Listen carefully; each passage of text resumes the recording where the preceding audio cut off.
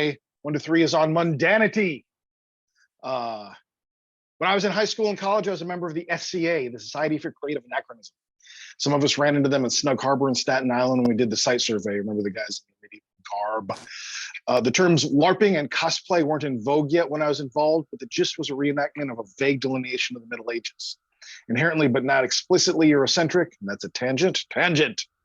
I was mostly into it for the literal sword fighting, but a lot of people really like to immerse themselves in the medieval clothes and tools and food and plague of it all.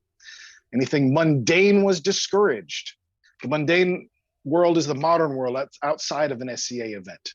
Anything from the 21st century would have been truly anachronistic, since this anecdote takes place in the 20th century. It's a long time ago. Anything modern was mundanity. Not many people had the money or ability to be fully in period. Nobody would have heckled me for jeans under my tunic or something like that, but somebody wearing a wristwatch would be politely asked to stow their mundane wares.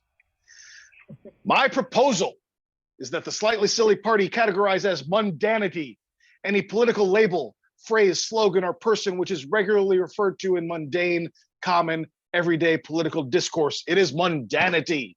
If it's been in the mouth of Tucker Carlson or Rachel Maddow, it is mundanity. If you've seen it referred to in a Twitter argument, it is mundanity. If it is Biden, a Clinton, a Donald J. Trump, or a Vladimir J. Putin, it is mundanity. If it is fascism or communism or Proud Boy or BLM or Oathkeeper or Gen Z or an influencer, you are engaging in mundanity and will be subject to some sort of silly reprimand.